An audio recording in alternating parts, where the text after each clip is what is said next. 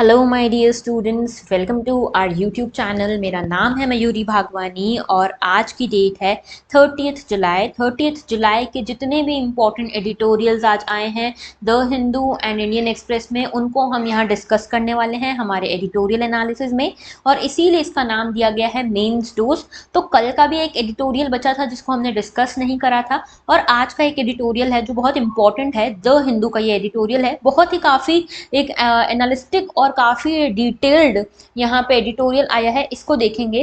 तो देखो, शुरू करें उससे पहले मैं आपको बता दूं कि हमारे इस एडिटोरियल सेशन में आपके लिए एक एंड में सरप्राइज रहता है, वो होता है मेंस का क्वेश्चन।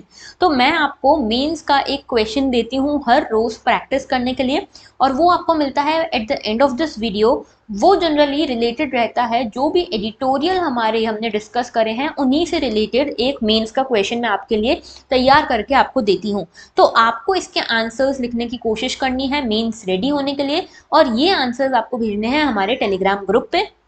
टेलीग्राम ग्रुप का नाम क्या है वो आपको अभी बता दूंगी मैं। इसके साथ आपको जो फीडबैक है, एक दूसरे के आंसर्स पे फीडबैक देना है, चाहे आप कोई भी स्टेज पे हो अपनी प्रिपरेशन के। आपको अपना फीडबैक अपने पीयर ग्रुप को ज़रूर देना है कि उनके आंसर्स आपको क्या लगता है कि कैसे हैं, क्या उसमें गलत है, क्या उसमें सही है, ये सब चीज़ें आप बताओगे उसमें एक दूसरे को। और जब पीयर रिव्यू करोगे तो आप दूसरों का कॉन्टेंट भी पढ़ोगे, आपको भी नई चीज़ें सीखने को मिलेंगी और दूसरों को भी सीखने को मिलेंगी। तो जो लोग भी पीयर रिव्यू करेंगे, एक दूसरे के आंसर्स रिव्यू करेंगे, मैं सिर्फ उन्हीं के आंसर्स रिव्यू करूंगी, और जो भी बेस्ट आंसर होगा उसको मैं पिन कर देती हूँ हर बार हर दिन हमारे टेलीग्राम ग्रुप पे। ठीक है, तो आगे बात करते हैं। आप लोगों को मैं बता दूं, जो लोग भी नए हैं वो लोग हमसे इन सब मीडियम्स के थ्रू कनेक्ट कर सकते हैं, मेल, इंस्टाग्राम और ट्विटर के थ्रू। टेलीग्राम पे हमारे दो चैनल है, मयूरी भागवानी और मयूरी भागवानी यूपीएससी। ये वाला जो चैनल है ना ऊपर वाला, इस पे आपको हमारे जो भी पीडीएफ वगैरह हैं, हमारे चैनल पे जो भी वीडियोस आते हैं उनके पीडीएफ आपको मिल जाएंगे। और दूसरी चीज़, जो ये वाला चैनल है, इस पे आपको अपने आंसर राइटिंग प्रैक्टिस जो आप करोगे, जो भी आंसर राइटिंग करोगे उसके यहाँ पे आपको आंसर्स यहाँ भेजने हैं इस टेलीग्राम ग्रुप पे, और यहीं से मैं रिव्यू करूंगी। ओके, आगे बात करते हैं। तो देखो, मैंने आपसे कल दो क्वेश्चंस पूछे थे 29 जुलाई का, यहाँ पे जो हमारा होने वाला था सेशन, वो जो नहीं हो पाया किसी रीजन से, उसमें ये क्वेश्चन पूछा था, और मैंने आपको कल एक ये क्वेश्चन भी दिया था टेलीग्राम के थ्रू। तो देखो, मैं आपको बता देती हूँ कि इसमें स्ट्रक्चरिंग कैसे करनी थी। आज आप सोच रहे होंगे कि आज मैंने कोई भी बेस्ट आंसर नहीं दिखाया। देखो, हमारे स्टूडेंट्स जो है ना बड़े मेहनती हैं, बड़े अच्छे से उन्होंने आंसर्स लिखे हैं, बहुत अच्छे अटेम्प्ट करे हैं, लेकिन हर आंसर में मुझे कुछ कुछ प्रॉब्लम लगी, इसीलिए मैं यहाँ पे कोई बेस्ट आंसर आपको मॉडल आंसर नहीं दिखा पा रही हूँ। मैं आपको स्ट्रक्चरिंग बताती हूँ, आप लोग इसको देखना, समझना कि आपके आंसर में क्या गलती है। ठीक है, वैसे मैंने सभी के आंसर्स रिव्यू कर दिए हैं। ओके, तो देखो, पहला जो क्वेश्चन है, पहला क्वेश्चन है, analyze USA west Asia relations in present geopolitical situation, analyze its impact over India. अब समझना यहाँ पे कितने पार्ट्स हैं इस क्वेश्चन के। पहला पार्ट तो ये है कि यूएसए और वेस्ट एशिया की रिलेशनशिप आपको बतानी है, कौन से कॉन्टेक्स्ट में, अभी के जियोपॉलिटिकल सिचुएशन में। तो हमने जो उस दिन एडिटोरियल डिस्कस किया था उससे आपको प्रेजेंट जियोपॉलिटिकल सिचुएशन समझ आ चुकी होंगी। उसके बाद दूसरा जो पार्ट है वो है इंडिया के ऊपर क्या इम्पैक्ट है यूएस वेस्ट एशिया रिलेशनशिप का। तो आपको क्या करना था, एक तो पहले आपको इंट्रोडक्शन देना था कि वेस्ट एशिया की इंपॉर्टेंस क्या है। ठीक है, वेस्ट एशिया की इंपॉर्टेंस क्या है, या फिर आप करंट अफेयर्स में से कुछ इंट्रोडक्शन दे सकते थे कि किस तरह से यूएस के प्रेसिडेंट वेस्ट एशिया की ट्रिप पे गए हैं, वेस्ट एशिया की टूर पे गए हैं। ये चीज़ आप इंट्रोडक्शन में बता सकते थे। नाउ हमारी शुरू होती है बॉडी। बॉडी में आपको डायरेक्टली आ जाना है यूएसए वेस्ट एशिया रिलेशनशिप्स पे।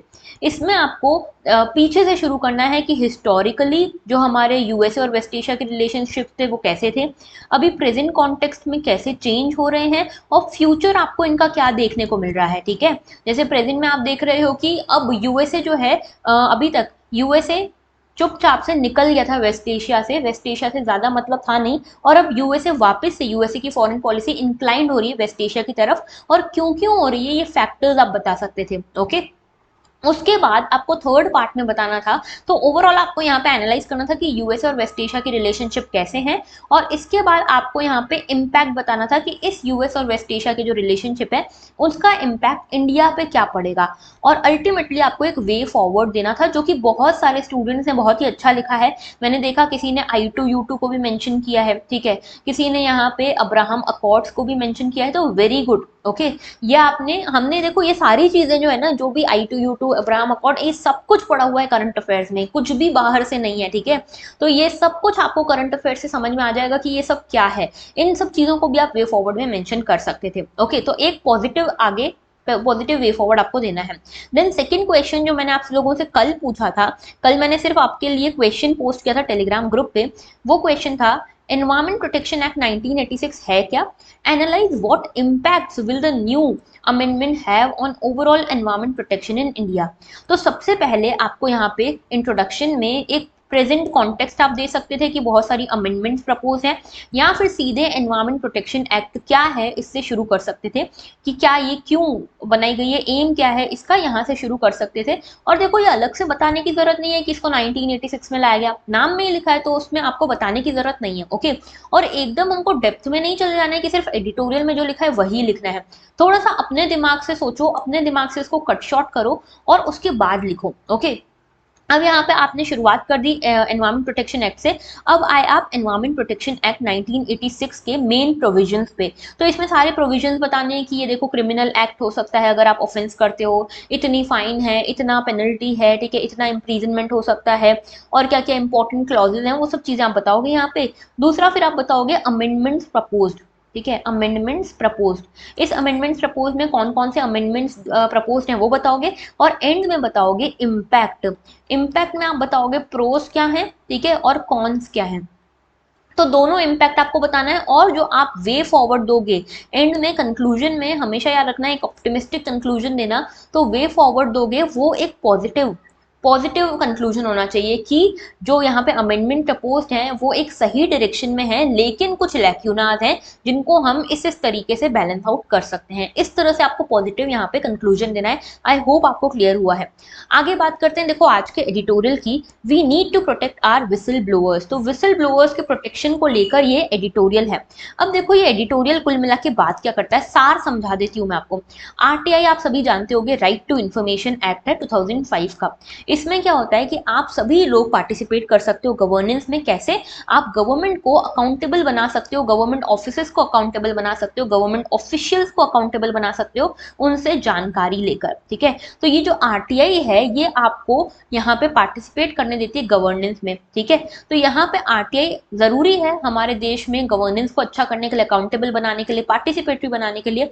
लेकिन कई बार देखा जाता है कि जो एक्टिविस्ट इसमें इन्वॉल्व होते हैं आरटीआई में, उनकी कई बार मर्डर्स हो जाते हैं, कई बार किसी को हरास किया जाता है, तो बहुत सारी चीजें हो जाती है ऐसी, ठीक है। अब इनके प्रोटेक्शन के लिए सरकार क्या कर रही है, ये क्वेश्चन क्रिएट करता है ये जो पूरा आर्टिकल है वो, ठीक है। और देखोगे आप इनको लिखा भी है हमारे यहाँ पे, देखो जस्टिस मदन बी लोकुर जो है ये फॉर्मर जज रहे हैं सुप्रीम कोर्ट के, इन्होंने लिखा है, ठीक है। तो इन्होंने कितनी बारीकी से इसको ऑब्जर्व किया होगा आप समझ सकते हो। अब देखो सबसे पहले ये बताते हैं कि आरटीआई 2005 जो है ये one of the most famous और मोस्ट सक्सेसफुल लॉ माना जाता है पूरे वर्ल्ड का। जो टॉप 5 सक्सेसफुल लॉ है ना उसमें से एक इसको माना जाता है। लेकिन क्या ये सच में इतना सक्सेसफुल है? तो यहाँ पे जो ऑथर है वो बोलते हैं कि नहीं, इसको सिर्फ लेटर में यहाँ पे इंप्लीमेंट किया जा रहा है, स्पिरिट में इंप्लीमेंट नहीं किया जा रहा। क्यों ऐसा?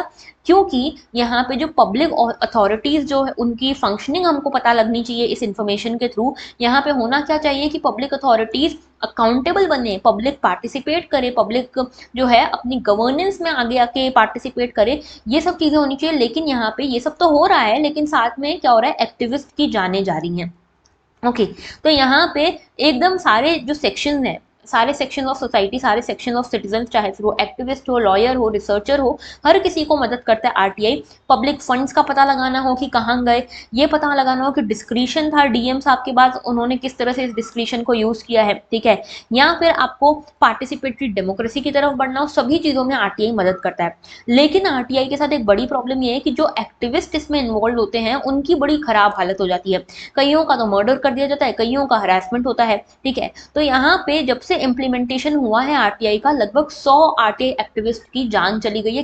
उनको मार दिया गया है या तो उनको हरास किया गया है, ठीक है।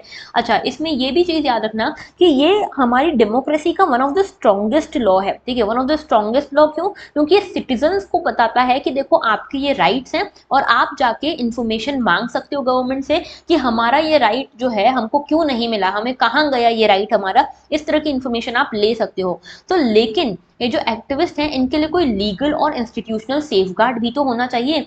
अब देखो अभी देखा जा रहा है कि बिहार जो है, बिहार हो गया, महाराष्ट्र हो गया, इनमें सबसे ज्यादा आरटीआई एक्टिविस्ट की किलिंग्स हो रही है, मर्डर्स हो रहे हैं, ठीक है। ये एक बिहार जो था ये one of the first state था जिसने प्रमोट किया था आरटीआई एक्ट को, लेकिन आज यही एक ऐसा स्टेट है जहां पे सबसे ज्यादा ब्रूटल मर्डर्स होते हैं आरटीआई एक्टिविस्ट के। अब हमारी जिम्मेदारी क्या बनती है? हमारी जिम्मेदारी, स्टेट की जिम्मेदारी ये बनती है कि वो इन्हें एक लीगल असिस्टेंस दे, टाइम बाउंड ग्रीवेंस रिड्रेसल हो, कॉम्पनसेशन मिले और यहाँ पे डिग्निफाइड एक्सेस मिले जस्टिस का। और याद रखना कि सबसे पहली चीज, एक तो आरटीआई एक्टिविस्ट देखो एक तो अपनी ड्यूटी निभा रहा है, अवेयर सिटीजन होने की ड्यूटी निभा रहा है, किसी भी तरह के करप्शन को एक्सपोज करने की कोशिश कर रहा है, उसके बाद उनको मार भी दिया जाए और सरकार उनको कोई प्रोटेक्शन भी ना दे, तो क्या ये सही है? बिल्कुल सही नहीं है। तो सिविल सोसाइटी ऑर्गेनाइजेशंस को भी आगे आना चाहिए और इन तरह के जो विसल ब्लोअर्स हैं उनके लिए खड़ा होना चाहिए और उनके कामों के लिए, कामों की प्रशंसा तो होनी चाहिए, एनकरेजमेंट तो मिलना ही चाहिए, लेकिन साथ में क्या होना चाहिए, यहाँ पे कुछ लीगल फ्रेमवर्क गवर्नमेंट को भी बनाने की जरूरत है, ठीक है। अब देखो यहाँ पे आरटीआई के थ्रू बहुत सारी चीजें पता लगती है कि मनरेगा में तो कोई धांधली नहीं हो रही, पीडीएस सिस्टम में तो कोई धांधली नहीं हो रही, आंगनवाड़ी में या फिर कोई भी हाउसिंग स्कीम है इसमें कहीं करप्शन या लीकेज तो नहीं है। ये सब चीजें हमको इसी से पता चलती है, कैसे? आरटीआई के थ्रू। अब देखो विसल ब्लोअर जो होते हैं वो यही सब चीजें पता लगाते हैं, किसी भी तरह के करप्शन को एक्सपोज करते हैं, एक पब्लिक विजिलेंस का जो काम होता है, जो ड्यूटी होती है पब्लिक की, वो पूरी करते हैं। लेकिन यहाँ पे फिर भी देखा जा रहा है कि देखो इस तरह के मर्डर्स वगैरह होते हैं।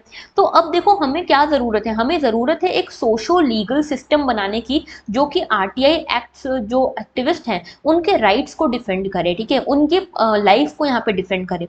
अब यहाँ पे स्टेट गवर्नमेंट जो है उनको भी आगे लीड लेनी चाहिए। अगर सेंट्रल गवर्नमेंट इसको लेकर कोई लॉ नहीं बना पा रही है तो स्टेट गवर्नमेंट से बना ले। अब स्टेट गवर्नमेंट जो है उन्होंने भी यहाँ पे, उनको भी क्या करना चाहिए, लॉ एनफोर्समेंट एजेंसीज को एक्सपीडिशियसली ये बोलना चाहिए कि भैया देखो आपको ध्यान रखना है जो आरटीआई एक्टिविस्ट हैं, जो विसल ब्लोअर्स हैं उनका, ठीक है। तो यहाँ पे प्रोएक्टिव एफर्ट्स लेने की जरूरत है, तभी ये कॉम्पनसेशन जो है विक्टिम्स को मिल पाएगा, विक्टिम्स की फैमिलीज को मिल पाएगा। ओके, अब देखो जो एविडेंस है वो ये भी दिखाते हैं कि जो इन्फॉर्मेशन आरटीआई में मांगी गई थी, मान लो ये एक पर्सन है, ये एक पर्सन आरटीआई इन्फॉर्मेशन मांगता है किसी गवर्नमेंट ऑफिस से, जो ये इन्फॉर्मेशन इसको मिलनी चाहिए थी उससे पहले ही इनका मर्डर हो गया, ठीक है। और बाद में पता चलता है कि ये इन्फॉर्मेशन इतनी ज्यादा इंपॉर्टेंट थी कि इसको तो पब्लिक डोमेन में आ जाना चाहिए, ठीक है, पब्लिक डोमेन में आ जाना चाहिए, इतनी इंपॉर्टेंट थी। अब देखो यहाँ पे इसको लेकर कुछ स्टेट गवर्नमेंट ने जिन्होंने बहुत अच्छा काम भी किया, जैसे राजस्थान है, राजस्थान में एक यहाँ पे पोर्टल है जन सूचना पोर्टल, इन्होंने ये स्टार्ट किया है। इसके अलावा कर्नाटका का है माहिती कनाजा, ठीक है, ये एक इम्पॉर्टेंट स्टेप है, इनिशिएटिव है गवर्नमेंट की साइड से, स्टेट गवर्नमेंट की साइड से। तीसरा एक काम हम ये कर सकते हैं जो इनोवेटिव सा स्टेप लगा मुझे भी, मान लो कि इस पर्सन ने आरटीआई के अंतर्गत कुछ इन्फॉर्मेशन मांगी और इस पर्सन का हो गया मर्डर, ठीक है। तो ऐसे में यहाँ पे क्या होना चाहिए कि यहाँ पे जो जो भी इन्फॉर्मेशन मांगी गई थी आरटीआई में उसको आप डायरेक्ट पब्लिक डोमेन में डाल दो, ठीक है, कोई इसके ऊपर सोचना विचारना नहीं, डायरेक्ट पब्लिक डोमेन में डाल दो। तो इससे क्या होगा, एक डिटरेंस क्रिएट होगा। जो लोग, जो माफिया इसके पीछे ना, इस मर्डर के पीछे जो इन्फॉर्मेशन छुपाना चाहते हैं, उनमें एक डिटरेंस क्रिएट होगा कि अभी तो एक पर्सन को मिल रही है ये इन्फॉर्मेशन, अगर इसको मार दिया गया तो फिर ये इन्फॉर्मेशन पब्लिक डोमेन में जाएगी, तब तो करप्शन बिल्कुल बहुत ऊंचाई से एक्सपोज होगा, ठीक है। तो यहाँ पे यही चीज समझाई गई है। और यहाँ पे जो जज हैं हमारे मदन लोकुर जी, ये कहते हैं कि हमें बहुत ज्यादा नीड है एक इफेक्टिव लेजिस्लेशन की जो विसल ब्लोअर्स को प्रोटेक्ट करे।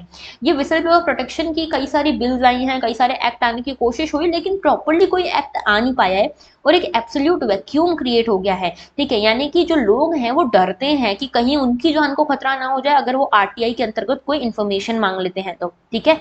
तो यहाँ पे बेसिकली हमको जो कंसेप्ट है विसल ब्लोअर का, ये ग्लोबल फिनोमिना है, ओके, और इसके लिए हर कंट्री कुछ ना कुछ कर रही है, तो हमें भी आगे आना चाहिए। अगर सेंट्रल गवर्नमेंट नहीं बना रही है लॉ तो स्टेट गवर्नमेंट तो कम से कम आगे आए, स्टेट गवर्नमेंट से लॉज बना ले, ठीक है, तो विसल ब्लोअर को एटलीस्ट प्रोटेक्शन तो मिलेगा और दोनों चीजें पूरी हो जाएंगी। देखो विजिलेंटिज्म भी पूरा हो जाएगा कि यहाँ पे पब्लिक विजिलेंटिज्म है, यहाँ पे कोई करप्शन नहीं होगा और साथ में विसल ब्लोअर का प्रोटेक्शन भी हो जाएगा। ओके, देन नेक्स्ट हमारा आज का ही ये कल का एडिटोरियल है जो हम डिस्कस नहीं कर पाए थे। कल था 29 जुलाई और 29 जुलाई को मनाया जाता है इंटरनेशनल टाइगर डे। ओके, तो टाइगर कंजर्वेशन के ऊपर ये आर्टिकल था। बहुत कुछ नहीं है इसमें, कुछ छोटी छोटी चीजें जो आपको बता दूं मैं। देखो हमारे देश में टाइगर्स जो हैं बड़े अच्छे से पनप रहे हैं, ठीक है। जैसे हमारे देश में टाइगर जो है ये बाकी देशों में आप देखोगे बहुत एक्सटिंक्ट है या क्रिटिकली एंडेंजर्ड है, हमारे देश में काफी अच्छी पॉपुलेशन इनकी बढ़ रही है। लेकिन इनकी पॉपुलेशन बढ़ता हुआ देख हम सिर्फ खुश हो जाएं और हम इनके आगे का ना सोचें, ये एक गलत स्टेप होगा। तो यहाँ पे हमको ये समझना है कि जितनी पॉपुलेशन बढ़ रही है वो क्यों बढ़ रही है और जो पॉपुलेशन नहीं बढ़ रही है वो क्यों नहीं बढ़ रही। तो यहाँ पे एक स्टडी समझ में आती है, एक स्टडी ये बोलती है कि जितनी टाइगर्स की पॉपुलेशन स्मॉल और आइसोलेटेड रहेगी उतना उनके एक्सटिंक्शन का खतरा ज्यादा रहेगा, ठीक है। अब इसके दो कारण हो सकते हैं। पहला तो जो स्मॉल है या आइसोलेटेड पॉपुलेशन है, ऐसे में अगर कोई भी डिजास्टर आएगा तो ये पॉपुलेशन बहुत जल्दी खत्म हो जाएगी, ठीक है। कोई भी जरा सा चेंज आएगा क्लाइमेट में, ये पॉपुलेशन जल्दी खत्म हो जाएगी। यही ज्यादा पॉपुलेशन होती है तो नहीं खत्म होती। दूसरी चीज ये कि मान लो ये इतनी सी ही पॉपुलेशन है जहाँ 10 टाइगर्स ही हैं बस, ठीक है। और ये 10 टाइगर्स जो हैं ये भी आपस में एक ही फैमिली से शेयर करते हैं, लाइक एक ही मदर थी इनकी और इन्हीं के ये 10 कब्ज हैं, इस तरह से आप मान सकते हो, ठीक है। तो ये 10 कब्ज जो है आपस में ब्रदर सिस्टर हुए, ठीक है। 10 टाइगर हैं, टाइगर टाइग्रेसेस हैं, वो ब्रदर सिस्टर हुए। अब मान लो यहाँ पे ये 10 ही टाइगर हैं, तो ये मेल टाइगर है, ये फीमेल टाइगर है, आपस में ये जेनेटिकली कनेक्टेड हैं, ठीक है। एक ही फैमिली से आते हैं लेकिन इनकी ही यहाँ पे ब्रीडिंग हो रही है, इसे बोलते हैं इनब्रीडिंग, ठीक है। तो यहाँ पे इस तरह की इनब्रीडिंग के कारण कई सारे जेनेटिक डिसएडवांटेजेस होते हैं जो नए कब्स जनरेट होंगे, ठीक है। तो इनमें कई सारे जेनेटिक डिसएडवांटेज होते हैं, ये भी एक कारण बनते हैं एक्सटिंक्शन का। ओके, तो अगर स्मॉल पॉपुलेशन होगी, आइसोलेटेड पॉपुलेशन होगी तो इस तरह का काम होगा। लेकिन अगर ह्यूज पॉपुलेशन होगी, एक साथ पॉपुलेशन होगी, वहां पे ये नहीं होगा। अब आप बोलोगे कि जो टाइगर रिजर्व है ये भी तो आइसोलेटेड है। नहीं, इनके बीच में होता है कनेक्शन, ठीक है। इंफ्रास्ट्रक्चर का कनेक्शन होता है, रोड होता है, एग्रीकल्चर फील्ड होती है, ये सब आपस में कनेक्टेड है। अब देखो दो एरियाज का यहाँ पे एक केस स्टडी लिया गया है, एक है सिमलीपाल उड़ीसा और एक है राजस्थान में, ठीक है। इन दोनों एरियाज में देखोगे आप कुछ कुछ अलग चीजें आपको मिलेंगी। सिमलीपाल में आपको ब्लैक टाइगर्स मिलेंगे, ठीक है। उड़ीसा में ब्लैक टाइगर्स मिलते हैं। अब ये क्यों मिलते हैं ये भी पता किया तो देखो यहाँ पे एक बहुत ही स्मॉल और आइसोलेटेड सी पॉपुलेशन है टाइगर्स की, और इसीलिए यहाँ पे कुछ ना कुछ जेनेटिक म्यूटेशन हुआ है जो इन्हीं टाइगर्स तक सीमित है, और इसी के कारण इनका जो ये ब्लैक कलर है ये आता है। दूसरा राजस्थान में आप देखोगे, राजस्थान में रणथंभौर टाइगर रिजर्व है, यहाँ पे इनब्रीडिंग बहुत ज्यादा होती है। जो मैंने ये वाली चीज बताई ना, ये इनब्रीडिंग बहुत होती है। अभी तक कोई जेनेटिक प्रॉब्लम देखने को नहीं मिली है, लेकिन आगे हो सकता है कि यहाँ पे जेनेटिक डिसएडवांटेजेस हमको देखने को मिले और टाइगर्स की पॉपुलेशन कम होने लगे। तो इसीलिए हमारी स्ट्रैटेजी क्या होनी चाहिए? हमारी ये स्ट्रैटेजी होनी चाहिए कि हमें वो फैक्टर्स भी ध्यान में रखने हैं जो इनके सर्वाइवल के लिए, कंटिन्यूड सर्वाइवल के लिए जरूरी है, ठीक है। और यहाँ पे कोशिश करनी चाहिए कि किसी भी पॉपुलेशन को आइसोलेटेड या फिर छोटा पॉपुलेशन में हम कन्वर्ट करके ना रखें। जेनेटिक रेस्क्यू करना हमको जरूरी है सभी को, ठीक है। तो इसमें हम टेक्नोलॉजी की मदद ले सकते हैं, जीनोम सीक्वेंसिंग की मदद ले सकते हैं। और यहाँ पे इंडिया सबसे ज्यादा लकी है कि हमारे देश में इतने सारे वाइल्ड टाइगर्स हैं। अब यही सेम चीज हमको लायंस पे भी लगानी चाहिए। आपको पता है एशियाटिक लायंस की जो पॉपुलेशन है सारी की सारी आइसोलेटेड है एक ही जगह पे, गिर फॉरेस्ट में, ठीक है। तो इसके ऊपर भी हमको ध्यान देने की जरूरत है, काम करने की जरूरत है। ओके, तो ये था हमारा सेकंड एडिटोरियल आज का। अब देखो आपके सामने है ये मेंस का क्वेश्चन फॉर प्रैक्टिस, इसके आंसर्स जरूर लिखना और मुझे कल तक हमारे टेलीग्राम चैनल पे भेजना। कल संडे है तो कल हमारा एडिटोरियल एनालिसिस नहीं होगा, कल सिर्फ आपका सुबह डीएनए आएगा, डेली न्यूज एनालिसिस। उसके साथ एक आपका वीडियो आएगा जो न्यूज़पेपर रीडिंग पे बेस्ड होगा। जो नए लोग हैं ना, जो नए अटेम्प्ट देने वाले नए एस्पिरेंट्स हैं, उनके लिए ये वीडियो रहेगा कि आप न्यूज़पेपर रीडिंग कैसे करिए। ओके, तो यहाँ पे जो मेंस क्वेश्चन है प्रैक्टिस के लिए, ये देखो क्या है। There is a need to strengthen the whistleblower protection mechanism. Discuss in context of recent killing of many RTI activists. You have to write this down in 250 words. Okay, so that was all for today. अगर आपको ये lecture अच्छा लगा हो तो like जरूर करना, share जरूर करना, कमेंट करना, अपना फीडबैक, अपने आंसर्स को कमेंट करना टेलीग्राम पे, ओके। और यूट्यूब पे अपने कमेंट्स करना कि आपको ये इनिशिएटिव कैसा लग रहा है। सब्सक्राइब जरूर करना, और आपके ही सपोर्ट से मैं आगे बढ़ूंगी। तो जब तक आपका सपोर्ट मुझे नहीं मिलेगा तब तक मैं ये इनिशिएटिव आगे नहीं बढ़ा पाऊंगी। ओके, तो that was all. Thank you for watching. Have a very good day.